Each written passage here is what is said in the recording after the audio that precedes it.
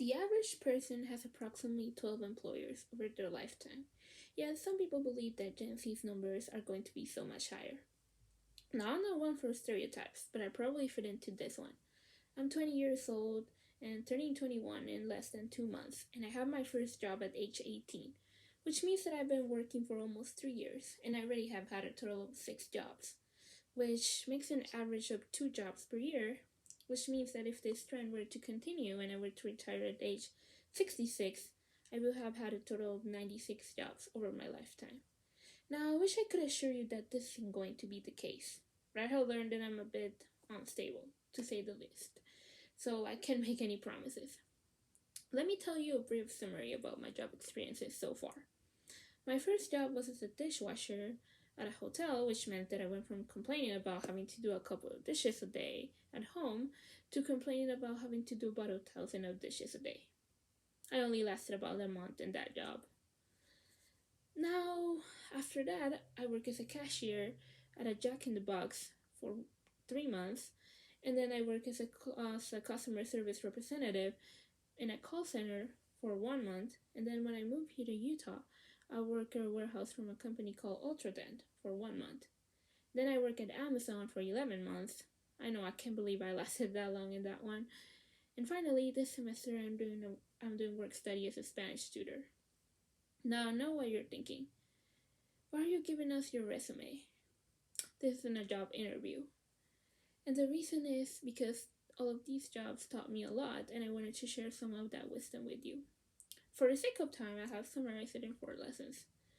Number 1, every job is important. Number 2, the more you work, the less you earn, and vice versa. Number 3, be empathetic.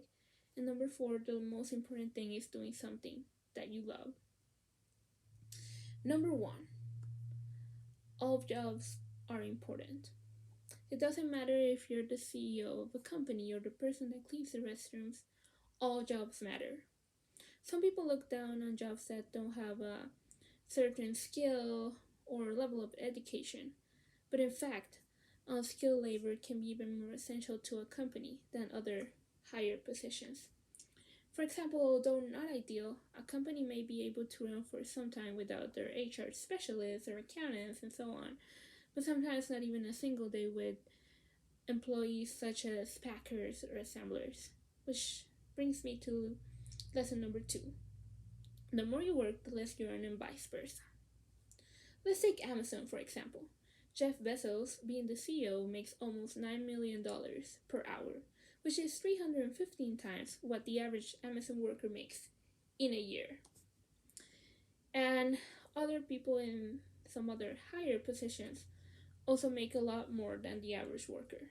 Now, I'm not saying that they don't work hard, but their jobs have to be at least a bit more comfortable than working 40 to 60 hours a week, 10-hour shifts in a hot warehouse doing physically demanding activities. Some of you may be familiar with this pyramid, and even though this cartoon is like 100 years old, it's still pretty accurate when it comes to describing capitalism. So the people at the bottom do most of the work, so that the people at the top can get wealthier and wealthier. I'm not saying that people like CEOs don't deserve to be rich because of their ideas. I'm just saying that maybe the gap shouldn't be so big and unfair. Okay, moving on. Lesson number 3. Be empathetic. As humans, we are selfish by nature, which leaves us to think only about what we are going through and not about what others are going through. Let's take an example. Let's say that you had an awful day, you're tired and stressed out, and you go to a fast food restaurant to get your food. Your order takes a bit longer than expected, and to make matters worse, you look through the bag and they messed up your order, which means they're gonna have to redo it, and it's gonna take you even longer to get home and rest. So you angrily yell to the cashier, "This type of incompetence is unacceptable. I am a paying customer." But you didn't think about the fact that this poor employee is doing the best that they can to serve a long line of customers as fast as possible, and for extremely low wages, sometimes even minimum wage. Some jobs may look easier from the outside, but we don't really know until we do it ourselves. Sometimes even jobs that consist on simple, easy tasks can become stressful and hard in a repetitive, fast paced environment. So always be kind to everyone.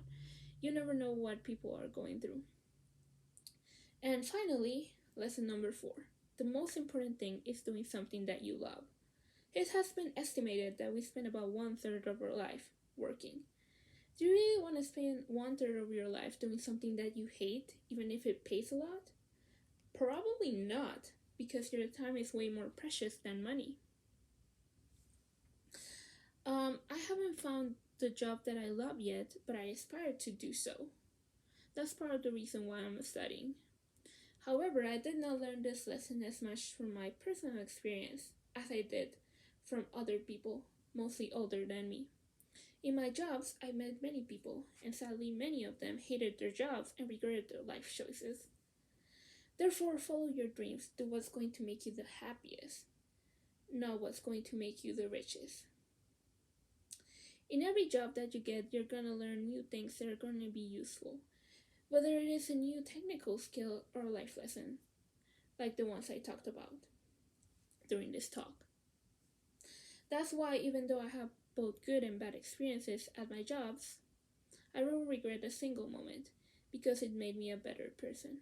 So if there's something I want you to take away from this talk, is be kind and compassionate to everyone, including yourself. Go live your life, make mistakes, and learn from them. Thank you.